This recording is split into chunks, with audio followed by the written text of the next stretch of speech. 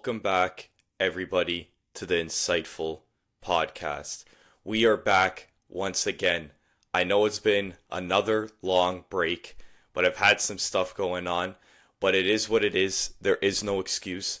So I'm going to be recording more podcasts starting today. Today I'm filming 3. I'm going to try to have a guest on this week so that I can upload it for next week.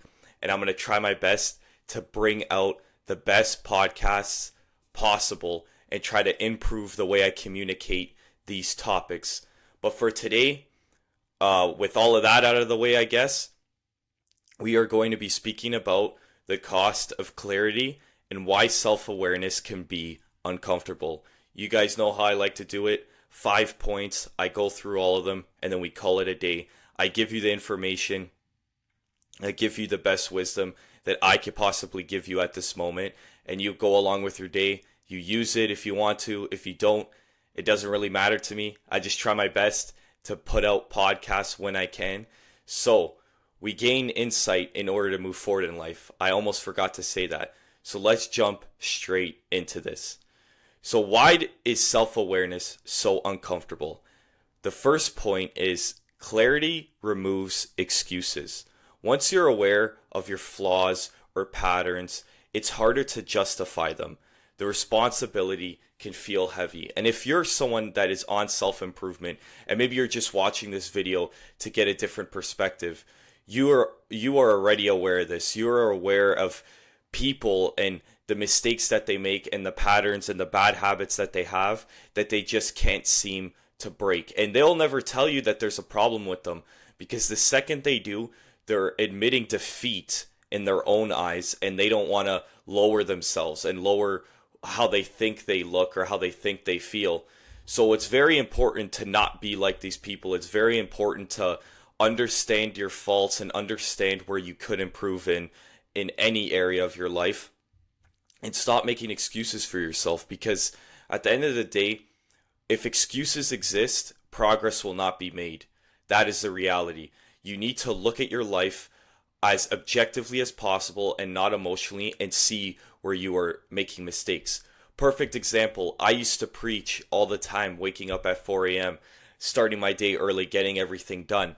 But what I came to realize is that after doing that for so long, I was extremely tired 100% of the time. Not 95, not 80%, not 99%. I was tired 100% of the time. Every day I'd wake up low energy. I'd just be pushing through the day off of sheer willpower. It was not productive. So what did I do? Instead of attaching myself to that routine and thinking that I have to wake up 4 a.m. the rest of my life because that's the only way I can be productive, I switched up my schedule. Now I start going to the gym at the end of my day. I go to bed 12 and I try my best to wake up 6. I get more sleep. I'm still doing my work at the exact same time every single day. All I edited was the time I went to bed. And because of that, I've been able to be more consistent with the gym. This is the first time in a while that I've actually stick to my gym schedule perfectly, like going Monday to Saturday, right? Taking Sundays off. So I think it's super important that you have your self-awareness, that you see where it is, and you are able to identify the issues that you are having with the problems that are at hand, and you don't just push them behind you and act like they don't exist. The next point is it challenges your identity. Self-awareness can shatter the narrative you told yourself for years, forcing you to rebuild your self-image. If you're someone that thinks they have it all figured out, and you're someone that thinks they're on the perfect path, and you're on the path that you exactly want to be on, what's going to happen is that when you think in this way, if you decide to have some self-awareness and you decide to see where the problems are and where the issues are, that shatters what you once thought you were. And this is very uncomfortable to people. People do not like being wrong. And you need to understand that being wrong is a good thing. That if you're wrong, you're identifying a problem or an issue or a fault that you have. And from there, you could work towards becoming better. So stop looking at like you being wrong or you having a fault as a bad thing, where it is an opportunity for growth. It is an opportunity to focus on becoming your best self. Point number three is you see the gap. Becoming clear about who you are and where you want to be makes the distance between the two painfully visible, right? You may think that you're on this path to achieve your goals and you're going to be there soon. But once you realize that, this is where I am right now, this is where I want to reach. And clearly, I've been doing this for a while and it's not working. What am I doing? And this is a huge thing when it comes to my content right now, is that I've been posting content for consistently for a while now, but I've noticed that it's starting to go stale, it's starting to go boring. And I've realized that, and I still try to post every single day while I'm coming up with new ideas on what I should be posting. But this is exactly it, right? It's understanding that, hey, if I want to grow my account, if I want to inspire more people, if I want to motivate more people to go on self-improvement, to get into fitness, to better their life, I need to look at my content and see if it's conducive to get me those results, because right now it isn't. And that's me being honest with myself. That's why I flatlined when it comes to gaining followers. That's why I flatlined in terms of viewership and engagement. It's all because I've been making the same content for too long and I need to switch it up. But it's only because I was able to realize this and be honest with myself that now I'm able to focus on going towards the path of making better and fresher content. So that's the thing, is you see the gap, you see where you want to go, you see exactly where you want to go, you see where you are right now, and you keep trying to get to that point, but you just can't, because what you were doing before that worked no longer works. So it's important to realize that. Point number 4 is that relationships may shift. As you grow more self-aware, you may outgrow environments or people who thrive on your lack of boundaries. This is 100% true. Might be the most important point.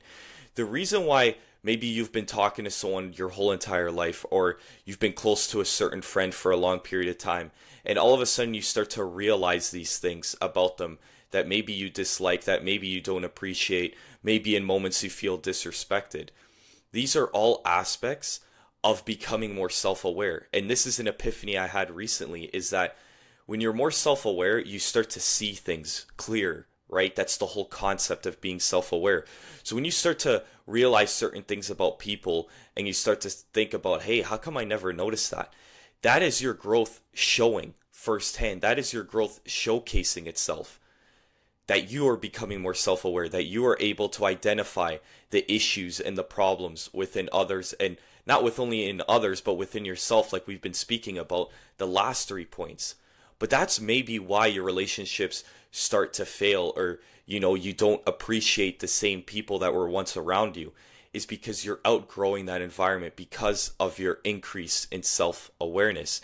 And most people won't want to become self-aware, because then that ends up being an uncomfortable conversation or an uncomfortable scenario where you might have to drop certain people in your life that you once cared about, that you once, built a lot of memories with. But this is the reality, is you can't just live in ignorance. You need to be self-aware. You need to understand what's going on around you, who you're involved with, the people that are supporting you, the people that aren't. This all comes from an increase of self-awareness. The final point, and this is one that's hard to swallow, I think, out of all of them, is that you can't unsee it. Once you're aware of something, whether it's a toxic habit, thought pattern, a limitation, or you carry that knowledge, right? These limitations, these toxic habits, these thought patterns, you carry that knowledge, and with it comes the pressure to act, right? Once I discovered business, and once I discovered online work and copywriting and making content online, I couldn't unsee it. I couldn't just walk away from it and be like, I'll never do that. It was always plaguing my mind day in and day out. Every night, every morning when I woke up, it was there. It's, how am I going to get this done? How am I going to do this? It's just like the concept of, and I never really understood this, is people that get in amazing shape, they look amazing, they feel good in their own skin, and then they let themselves fall off. I know from circumstances and whatever excuse you want to make, that is why it happens. But at the end of the day, how do you not get back there quicker? How do you not get back to that shape quicker? It ceases to amaze me, because I just don't understand how, like me, for example, I cannot see a world where I do not work out. I cannot see a world where I don't do something physical every single day. Maybe it's different from bodybuilding training in the future.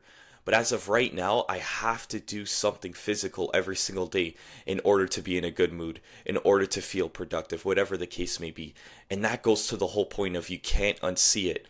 Once you become self-aware, once I was able to realize I didn't like my physique and I didn't like the way I felt and the way I looked, I couldn't unsee it. I had to go to the gym. I had to improve my physique. I had to get stronger. These were all the points that surrounded that mindset of self-awareness. And that is why I'll never stop going to the gym, because I'm completely self-aware of what I look like, how I feel like when I go to the gym. So there's no end to this. It's just going to be a constant push for improvement. And that's what scares a lot of people, is once you do become self-aware, it's impossible to unsee it. And if it's impossible to unsee it, you will always be uncomfortable if you do not take the right actions on a daily basis. That is all I wanted to go through. I hope you guys understand the cost of clarity and why self-awareness can be uncomfortable. But I do think there's no other option. With self-awareness, you're able to find purpose. You're able to find a reason to get up every single morning. And that just makes you feel better and live a better life. If you guys enjoyed this episode, remember to like, comment, subscribe, follow us on Spotify, and let me know any other topics you'd like me to speak about in the future. We gain insight in order to move forward in life. Take care, everybody, and I'll catch you guys on the next episode. Crush a coal to a diamond, eyes forever shining. Your beauty alone inspire a nigga to